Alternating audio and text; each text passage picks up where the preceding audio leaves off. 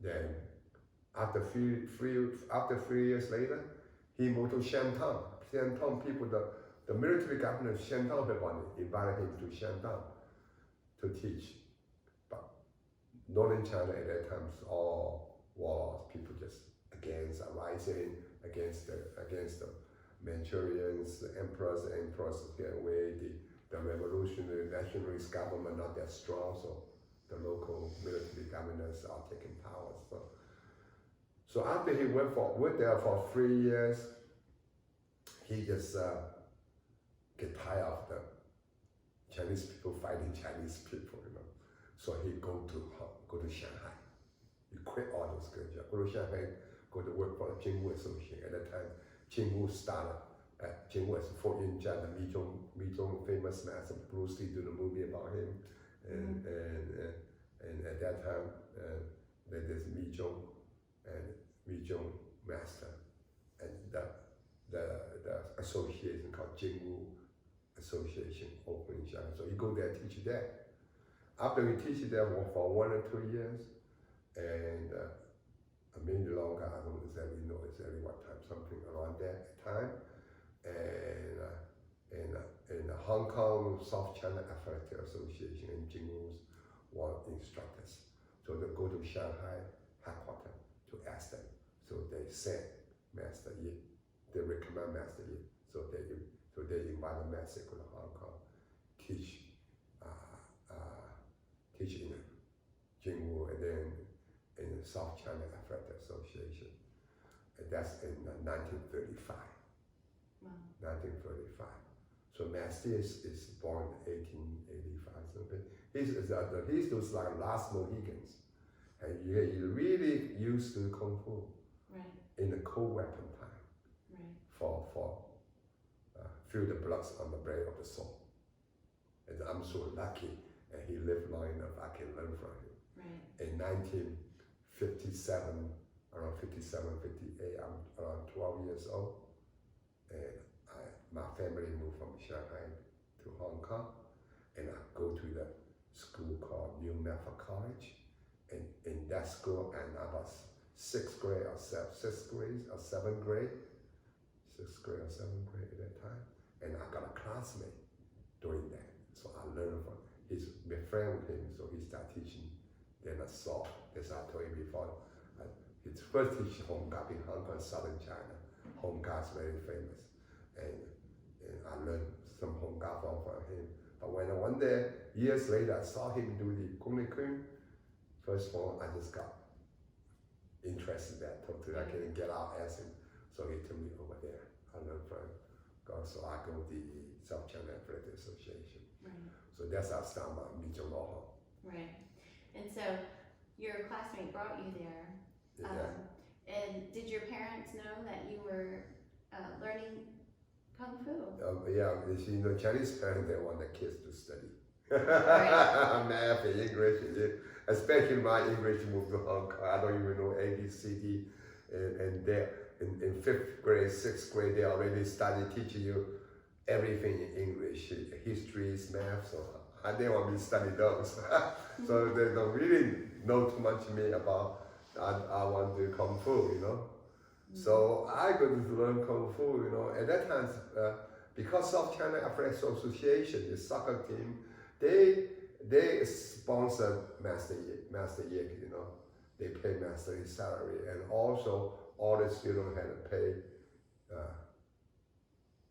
$2 at first, $2 for tea, the fee for drink teas, water, something like that, $2.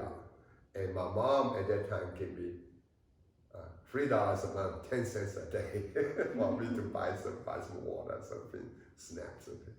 So I saved $2 every month to pay for it. So I pay for myself.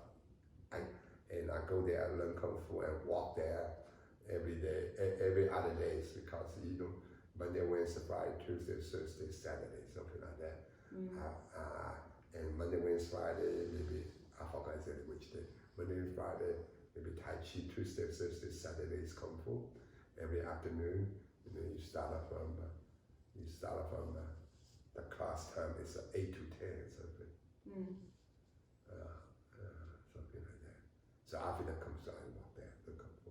I go there before everybody there, practice stretching, then people come and teach us.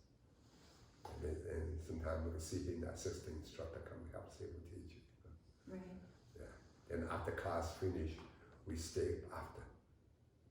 Later on, we don't stay after.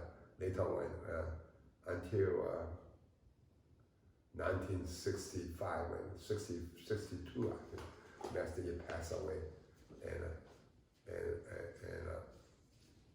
because at that time Master is lived in the Kung Fu schools, So when he passed away, so no one lived there. So after class over, 10 o'clock, people leave. Some us me and some siblings, we stay packed until the people in the office run us out. Stay too late. Stay too late. We have so much fun, don't want to leave. Right. Yeah, and when learning, in summertime we got a lot of people, and Master will teach us, teach us all the basic. We have to practice ourselves. Mm-hmm. Then he would drill the Gongli Kuns and Daijin Kuns, the form he wanted to drill. And we got like 20, 30 people, 40 people, 10 people line. He walk down the lines until you do your stance correct. Sometimes one Jhong Law takes like 20, 30 minutes, something like that. Wow. So you start shaking in the stance, but you cannot get up. I think that built our stamina and foundation of the good Kung Fu basic. Right. Horse stance, waistline, chest, right. shoulders, and punching with the hips and the feet, right. and control by the waist. This is really different than a lot of people nowadays train. Right. Yeah. So, as you studied your Kung Fu, and then, so you have high school there, you graduate high school? Yeah, I graduated my high school. And then what were you doing? You were still doing your... I graduated my school, I still, Kung Fu is my love, I do that. Mm-hmm. And then after, a later part of Kung Fu, I helped teaching in assisting, I become assistant instructor, then instructor in Jhong Law. Mm-hmm. And one day, one time we do a demo, the only time my dad would come to watch the demo, come and he's like, Johnny, that's good. I said, got good enough, you gotta pay attention to my money. do business. He already graduated from high school, he don't go to college. Right. So I work for my dad. I work for first my dad introduced me to his friend's clothing store, Western style clothing store in the Peninsula Hotel. It's a big hotel. So I started working there. When I working there for 1 or 2 years, because I graduated from an English high school. So at that time, you got a high school graduate is pretty good, almost like right. people now they have to go to college, something like that. So I working for them and for tourists, a lot of American customers and Japanese customers. We speak English. Mm-hmm. So in the summertime, when the tourist season getting slow, so my boss, sent me to the United States mm-hmm. to travel along coast to coast to do mail order. For instance, like San Francisco, Detroit, and New York, Washington, go down to Florida, Texas, then go up from Los Angeles and to San Francisco. Mm-hmm. And it went summer, and we do really good. And that time, my second brother, he studied in Texas A&M. Right. Double E's. So in summertime, he working in Shreveport, Louisiana, in a restaurant called Steak and Ale. Steak and Ale. I remember that place. Yeah, Steak and Ale. So one time in early 1970s, 71, 72, I forgot, something like that. And I visited my brother, and